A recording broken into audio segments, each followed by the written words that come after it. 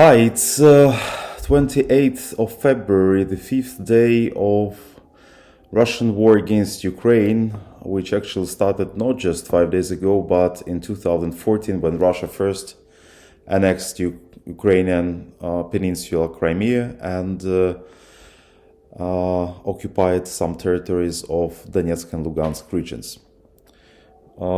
So it's evening. We can hear the sound of air raid sirens.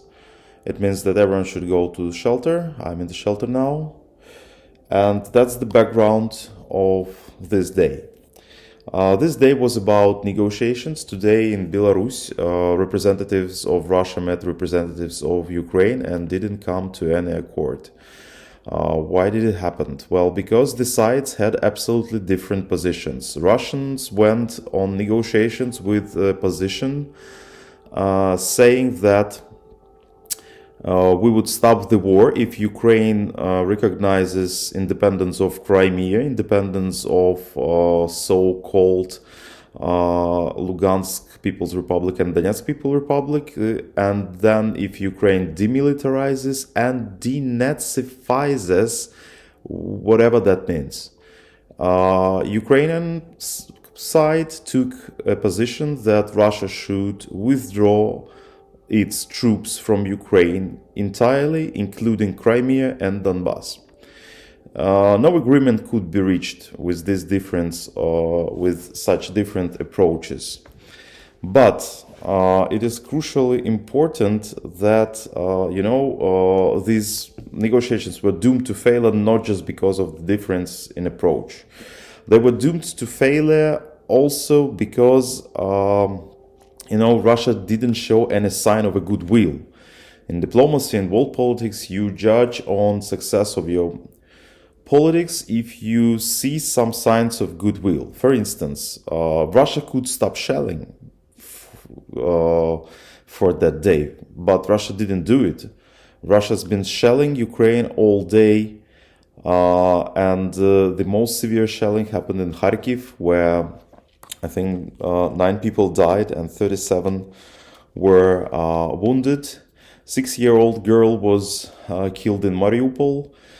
Severe shelling was in Volnovakha, and periodically we hear explosions in the outskirts of the capital city of Kyiv, and Russian troops stand just some 15 to 40 kilometers away from the city's border. So it's obvious now that, negotiations, of course, were not successful, and Putin usually, when he fails in negotiations, uses more severe tactics. So this madman will shell us again tomorrow, and, all this air sirens rate should be perceived as serious as possible now. We say that every night is crucial here, but now we understand that Putin will try to do everything he could in order to move forward. It was reported that Ukrainian army killed almost 4,000 Russian soldiers. There is an entire catastrophe with Russia since they don't recognize their losses, don't take corpses from the battlefield away, and don't evacuate like their military personnel. Sometimes when Russians burst in our cities, they are stopped by civil population, because civil population just goes on streets and blames them and stops them and shouts on them, and sometimes they leave. And they do so because they were lectured before this invasion that, local population would meet them with flowers, which is absolute nonsense, because, there is no aggressor whom you can meet with flowers. It just doesn't work like that. When aggressor comes to your land, you meet him with a gun or with any other weapon that will help you to resist, because you resist. Or if you fail to resist, you then either adapt or flee. So Ukrainians by now resist, and resist successfully. Today, Ukrainian president submitted to Office of European Union our request to join European Union. And we expect and we really want European Union to assure us that we will become member one day. We understand that we cannot join bloc tomorrow, but we should be given a clear perspective. And this is very important for Ukrainians because it will support our morale and it will support our fight against Russian invasion.